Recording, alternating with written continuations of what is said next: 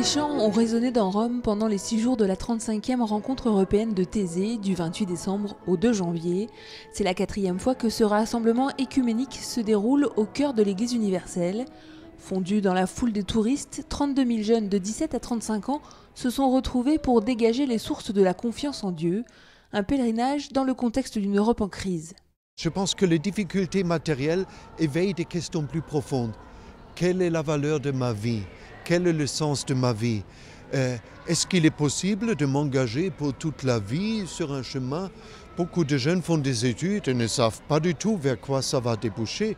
Donc je pense que tout cela éveille une interrogation intérieure et je pense que le thème choisi, que nous avons choisi, dégager les sources de la confiance. Je pense que c'est le moment de poser ce thème-là et d'ailleurs ça va très bien ensemble avec l'année de la foi que le pape a ouvert. Samedi soir, le prieur de la communauté de Thésée, tous les frères et les jeunes ont retrouvé le pape place Saint-Pierre pour une grande prière commune. Benoît XVI a salué l'inspiration du frère Roger, le fondateur de la communauté, et a réaffirmé l'engagement irrévocable de l'Église catholique pour la recherche de l'unité des chrétiens. Il a surtout invité les pèlerins à mettre au profit ces temps de prière pour garder confiance malgré le doute. Parfois le mal et la souffrance des innocents créent en vous le doute et le trouble. Élever au Christ peut devenir difficile. Mais ce doute ne fait pas de vous des incroyants. Jésus n'a pas rejeté l'homme de l'Évangile qui s'est écrié « Je crois, viens en secours de mon manque de foi ». Parmi les pèlerins, 150 Strasbourgeois des différentes confessions chrétiennes, particulièrement touchés par le symbole fort du pape tourné vers la croix pour prier. C'est l'unité de l'Église là qui est vivante et qu'on cherche à marquer, à garder, à faire vivre, et c'est vraiment un signe très fort. Une très belle prière à mon avis.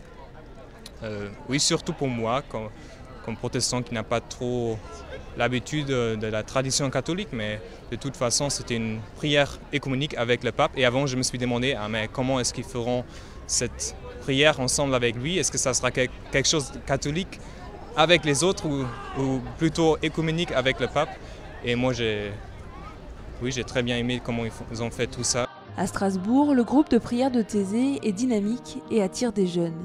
C'est d'ailleurs le plus grand groupe français cette année. En Alsace, il y a un œcuménisme très concret qui est déjà vécu depuis de nombreuses années entre catholiques et protestants. Et donc ce qui est vécu à Thésée nous rapproche aussi de ce qu'on vit en Alsace. Mais il y a aussi, je crois, cette soif chez les jeunes, et pas seulement chez les jeunes Alsaciens, de cette intériorité, de cette vie de prière intérieure et loin du spectacle. La ville de Rome elle-même a donné une singularité à cette édition avec ses basiliques majeures et ses 400 églises.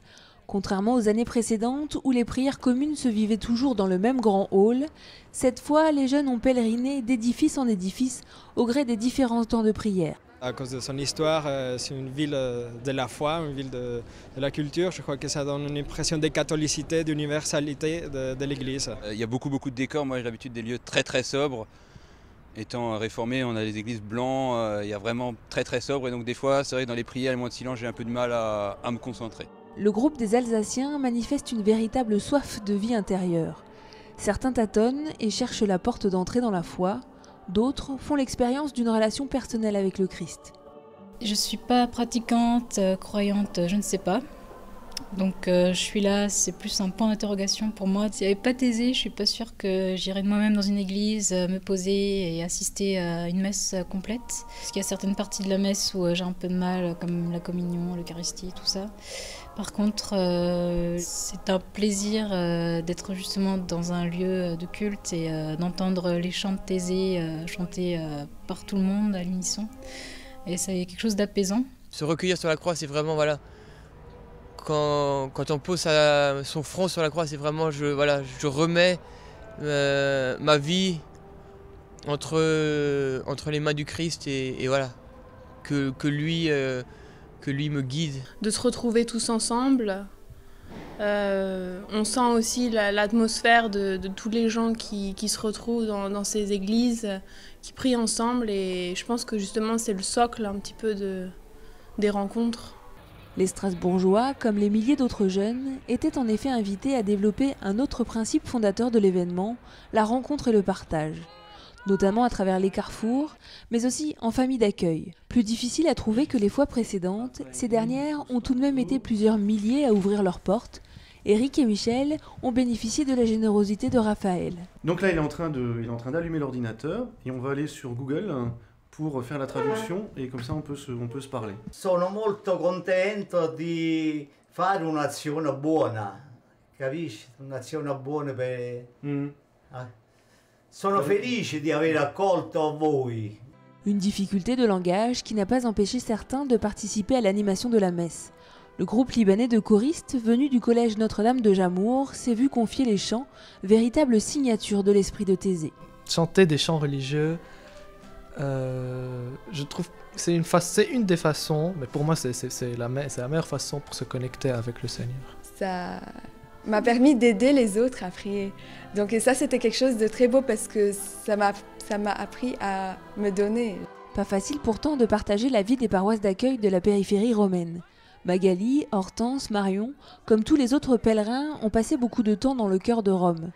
La soirée du réveillon, partagée entre la veillée de prière et la fête des peuples, leur a permis de mieux connaître leurs hôtes. It was very fun also tonight because you can feel that Jesus speaks every languages. So you are not alone and you can find other guys, young people in other country that thinks that it's possible to live as Jesus said to everybody. Ensemble, ils sont passés à la nouvelle année dans la joie. Pour les Strasbourgeois, avec une volonté encore plus grande de faire découvrir autour d'eux ce pèlerinage de confiance, comme l'a appelé son fondateur, le frère Roger. Quelques heures auparavant, l'annonce a été officielle. C'est à Strasbourg que se tiendra la prochaine rencontre de Thésée.